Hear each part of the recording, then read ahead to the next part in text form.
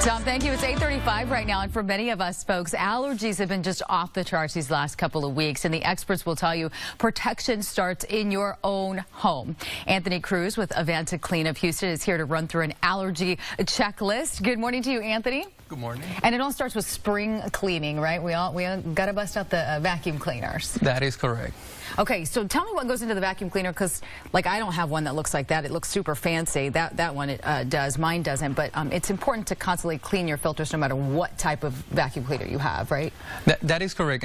But ideally, the most important thing on the vacuum cleaner is to make sure that it has a HEPA filter.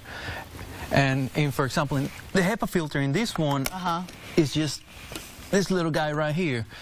So this little guy makes sure that all those smaller particles are trapped in there and just don't leave. That way, once you suck in the vacuum, it's not exhausting those smaller particles outside of. Yeah, so like we talked about, if you don't clean it, basically when you turn the vacuum cleaner on, it can kick back some of all that dust, right? Yes, that is correct as well. But this one traps up to 0.3 microns, is efficient up to 99.97. That's why it's important just to make sure that it is a HEPA filter and that it has a good seal on it. That way the air, because otherwise you might have a HEPA filter but it doesn't have a good seal, then air can just escape through it as well. And once it doesn't look like that, you definitely want to change it. So let's talk about when it comes to bedding. This one is really going to freak me out because I'm one of those people that I have to make my bed every single morning. Yep.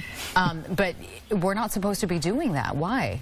Well, those mice, they like to, they thrive and get good and fussy, and then their ideal place is those moist and hot environments. So when we go to sleep, we put our comforter on and everything, we're creating, our bodies exerting that moisture out of on our bed.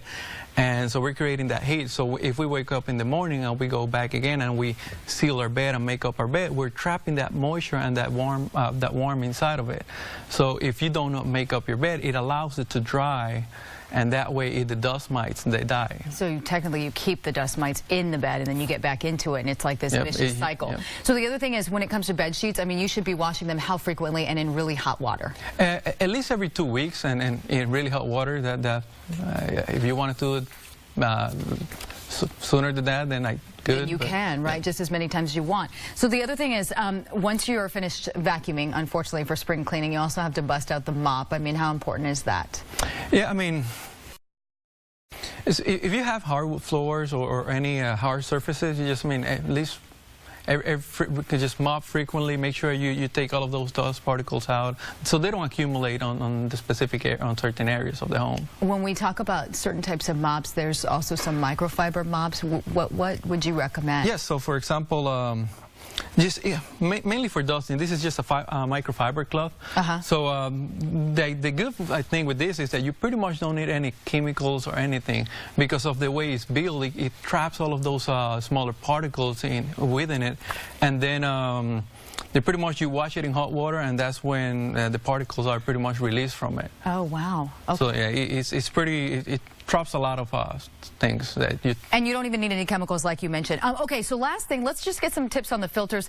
You know, the filters, I almost have to set reminders, I think, on my phone, because if you don't see it, you're not going to change it. Yep. And you oftentimes you don't see this out in the open. So tell me about how you know when it's time to change them. Ideally, you want to change the filters anywhere.